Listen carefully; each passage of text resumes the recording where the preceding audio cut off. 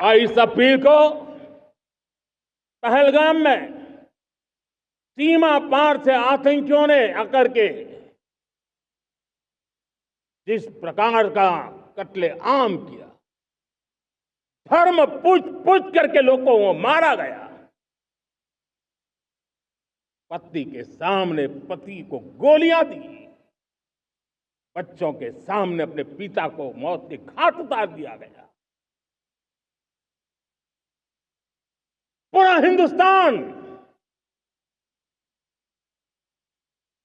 आक्रोश से भरा हुआ था। पूरा विश्व भी इस प्रकार से संहार से चौंक गया था। मेरे प्यारे देशवासियों,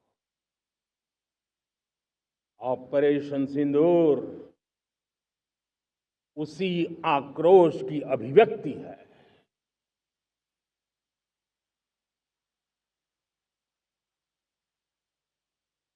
22 तारीख के बाद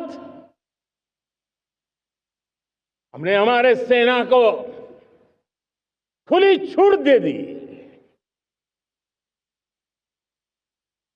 रणनीति वो तय करे, लक्ष्य वो तय करे,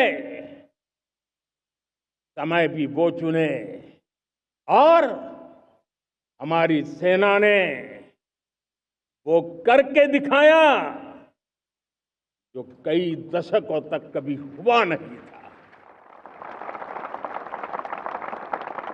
सैकड़ों किलोमीटर दुश्मन की धरती पर घुस करके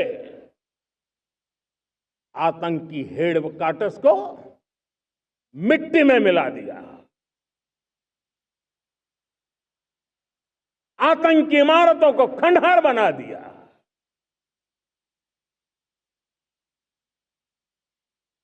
पाकिस्तान की नींद अभी भी उड़ी हुई है।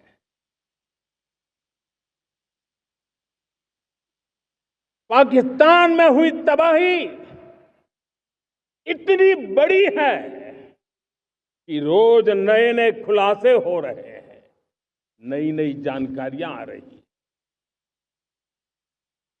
मेरे प्यारे देशवासियों,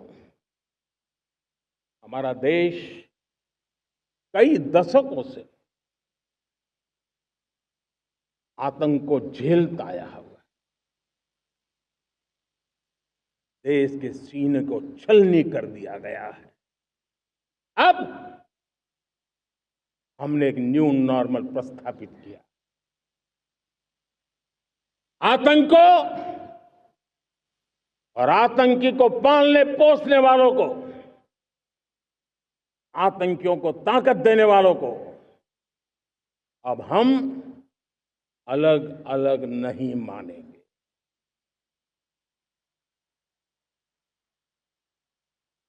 वो मानवता के समान दुश्मन है, उनके बीच कोई फर्क नहीं है।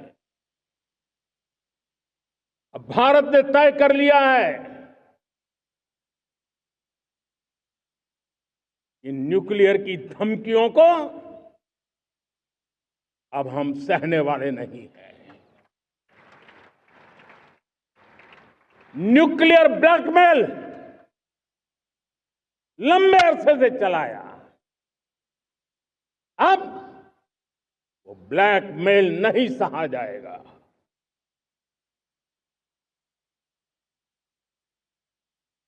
आगे भी अगर दुश्मनों ने ये कोशिश जारी रखी,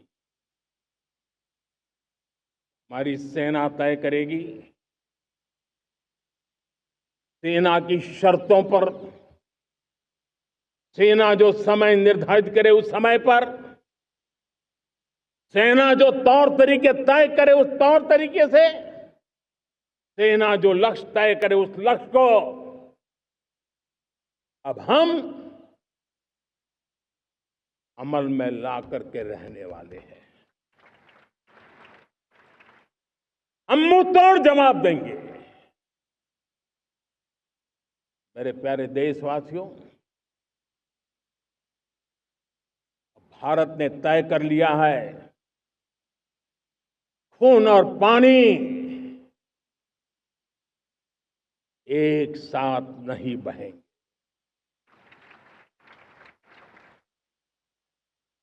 अब देशवासियों को भली भांति पता चला है कि सिंधु का समझौता कितना अन्यायपूर्ण है, कितना एक तरफा है।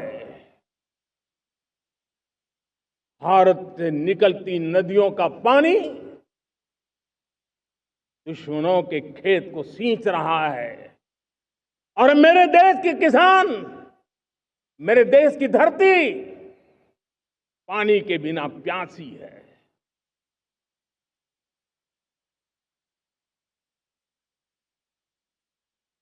यह ऐसा समझौता था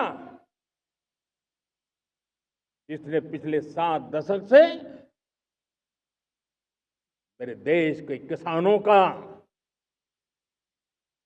अकल्पनीय नुकसान किया है।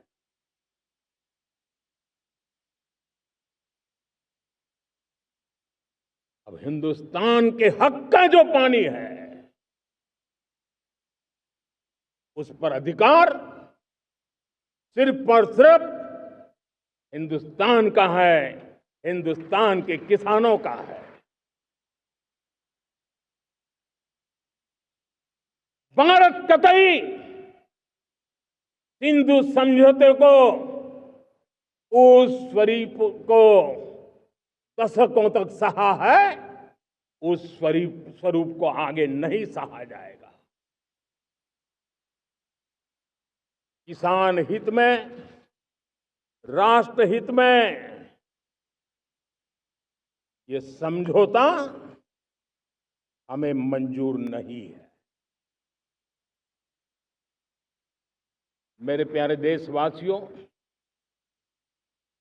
आजादी के लिए असंख्य लोगों ने बलिदान दी, अपनी जवानी खपा दी, जेलों में जिंदगी गुजारी है, फांसी के तख्त पर लटके हैं। कुछ लेने पाने बनने के लिए नहीं, मां भारती के स्वाभिमान के लिए, कोटि कोटि जनों की आजादी के लिए, गुलामी की जंजीरों को तोड़ने के लिए। और मन में एक ही भाव था, स्वाभिमान। साथियों, गुलामी ने हमें निर्धन बना दिया, गुलामी ने हमें निर्भर भी बना दिया, औरों पर हमारी निर्भरता बढ़ती गई। हम सब जानते हैं, आजादी के बाद कोटि कोटि जनों के पेट भरना बड़ी चुनौती थी। लेकिन यही मेरे देश के किसान हैं जिन्होंने खून पसीना एक करके देश के अन्न के भंडार भर दिए।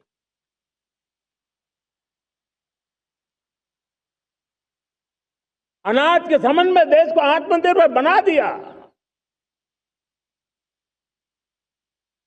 एक राष्ट्र के लिए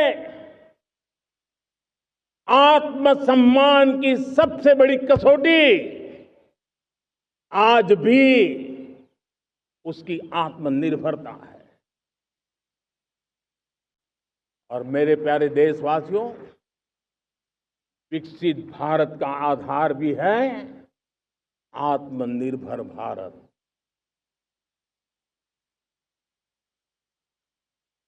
जो दूसरों पर ज्यादा निर्भर रहता है उसकी आजादी पर उतना ही बड़ा प्रश्न चिन्ह लग जाता है।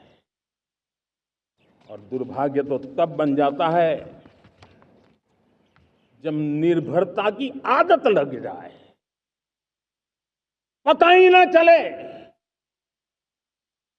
हम कब आत्मनिर्भरता छोड़ रहे हैं और कब किसी के निर्भर हो जाते हैं। ये आदत खतरे से खाली नहीं है और इसलिए प्रति पल जागरूक रहना पड़ता है आत्मनिर्भर होने के लिए। और मेरे प्यारे देशवासियों, आत्मनिर्भरता का नाता सिर्फ आयात और निर्यात, रुपये, पैसे, पाउंड, डॉलर यहां तक सीमित नहीं है। इतना सीमित अर्थ उसका नहीं है। आत्मनिर्भरता का नाता हमारे सामर्थ्य से जुड़ा हुआ है। और जब आत्मनिर्भरता खत्म होने लगती है तो सामर्थ्य भी निरंतर क्षीण होता जाता है। और इसलिए हमारे सामर्थ्य को बचाए रखने, बनाए रखने और बढ़ाए रखने के लिए आत्मनिर्भर होना बहुत अनिवार्य है। साथियों, हमने ऑपरेशन सिंदूर में देखा है